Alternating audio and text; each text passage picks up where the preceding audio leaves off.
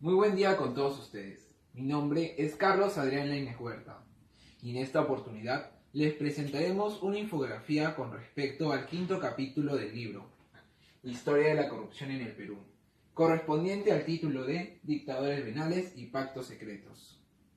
Para empezar con la explicación de esta infografía, es justo mencionar el contexto político en el cual se encontraba nuestra nación. Para ello, mencionaremos que fue ubicado 9 años antes de la Segunda Guerra Mundial. Además, nuestro país recién estaba saliendo del derrumbe del régimen dictatorial de Augusto B. Leguía, el cual duró 11 años. Y en 1931 Sánchez Cerro triunfa en las elecciones presidenciales. Recordando un poco el contexto anterior, durante el partido de Augusto B. Leguía y durante su mandato, se dictaron ciertos actos de corrupción, los cuales fueron acusados y posteriormente fue erradicado por Sánchez Cerro cuando éste llega a la presidencia, culminando el mandato en 1930 y postulándose a elecciones frente al partido de Lapra en 1931. Durante este partido se dictaron ciertas características de ambos grupos políticos. En el APRA, dirigido por Víctor Raúl Haya de la Torre, ayudado por la clase media, profesionales, trabajadores, entre otros. Además, pone frente a la corrupción gubernamental, mientras que durante el partido de Sánchez Cerro fue más militar y se centró en erradicar las prácticas corruptas y limpiar la administración pública. Tras estas elecciones, triunfa Sánchez Cerro, quedándose con el mandato. Sin embargo, este es acusado de fraude electoral por parte del partido aprista, debido a que, durante este procedimiento, Sánchez Cerro anuló los votos de las provincias que eligieron a Haya de la Torre y eliminó la llegada de 12 apristas al Congreso. Sin embargo, estas acusaciones no impidieron que Sánchez Cerro ejerciera su mandato. Sin embargo, este no logra culminarlo, debido a que, tras el contexto que nos situaremos ahora, en la celebración de las tropas de la guerra con Colombia, Sánchez Cerro es asesinado por uno de los dirigentes del partido aprista. Esta forma es con la que Sánchez Cerro no logra culminar su mandato. Sin embargo, las características de este asesinato son muy particulares, debido a que Sánchez Cerro estaba celebrando la emisión de la declaratoria de guerra con Colombia, y este se encontraba completamente desprotegido, sin un chaleco salvavidas que había sido regalado y con el auto completamente descubierto, siendo asesinado por 12 tiros en la espalda por uno de los dirigentes. Buenos días, mi nombre es Diego Marcelo Bayona Sandoval y soy estudiante de la Universidad Peruana de Ciencias Aplicadas y vamos a continuar con la exposición tocando el tema o el subtema de la política de guerra sin principios. Y lo que sucedía era que durante este periodo de tiempo se estaban dando los acontecimientos de la Segunda Guerra Mundial y Alemania, quien era el imperio que estaba avanzando, tenía injerencia en el continente americano y esto producía que a raíz de las evaluaciones y todo lo que había hecho Hoover, quien era jefe de la CIA, descubriera que ellos estaban participando o teniendo injerencia en los asuntos políticos que sucedían en esta parte del continente. Entonces, para ello, Hoover, con los dirigentes apristas, decidieron hacer un plan para que ellos salieran del continente y ya no tengan ninguna injerencia dentro de él. Luego, en el gobierno de Manuel Prado Garteche, el historiador peruano Jorge Basadre Groman, quien además fue un intelectual y catedrático peruano, descubrió que en la compra de pupitres existía una trama donde se defraudaba al Estado peruano en un 40% del valor del precio normal.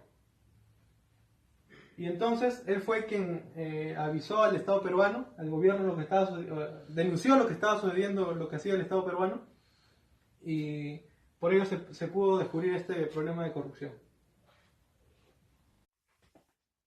Así como en el libro La historia de la corrupción en el Perú de Alfonso Quirós, se mencionan luego de un largo periodo de tiempo presidentes que han cometido o que han sido acusados por actos de corrupción.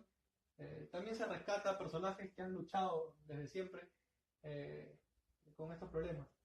Y uno de ellos fue, como lo había mencionado, Jorge Basadre, quien denunció lo que había cometido el Estado peruano, quien había hecho una trama para defraudarlo en un 40%, el valor de unos pupitres que serían destinados a distintos centros educativos estatales. La historia de la corrupción en el Perú es importante porque nos permite conocer cómo fue el pasado de nuestro país y cómo repercute en la actualidad. Buen día, mi nombre es Brian Jeremy Fortuna Azurín. El día de hoy hablaré sobre la recompensa del general Odrío, o más reconocido como el Ochenio de Odrío. Después del golpe de Estado a Bustamante, en el 48, Odrío se encarga del poder de la República, cumpliendo sus 8 años de gobernación, después de su primer gobierno que legalizó su propia promulgación como presidente.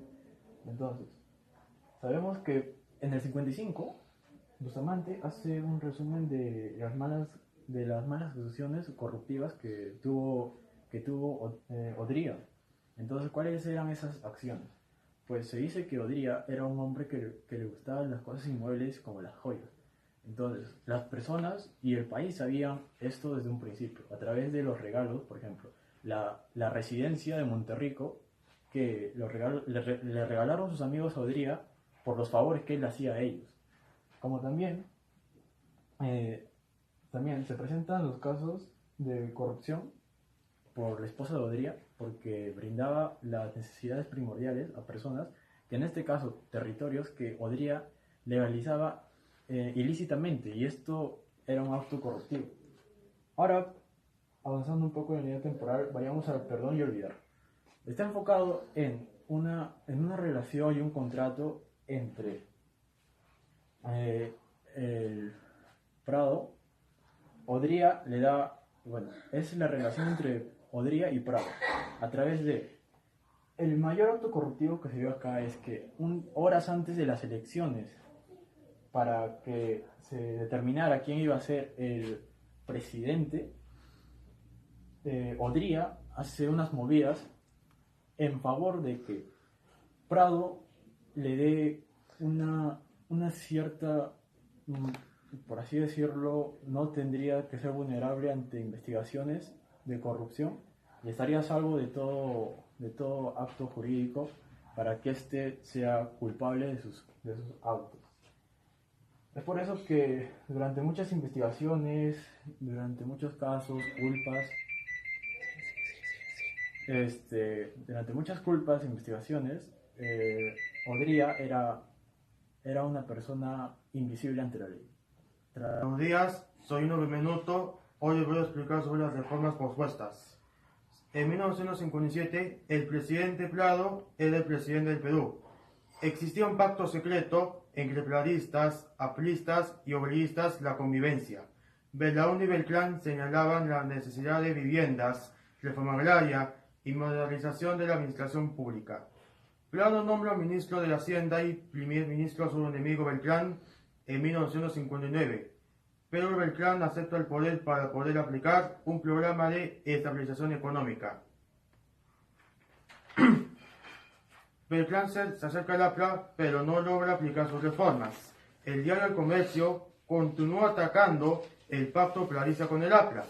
Para 1962, previo a las elecciones presidenciales, la situación de Beltrán en el gobierno era difícil para diversas causas en su contra y porque su programa económico fracasó. Crece la izquierda radical, así como la opinión favorable a la Revolución Cubana. En 1961-1962 se inician acciones guerrilleras y toma de tierras en el Cusco, promovidas por Hugo Blanco. El gobierno cubano de Castro intenta influir en la política nacional. En el CAE se cocinan nuevas ideas políticas nacionalistas de izquierda entre los militares.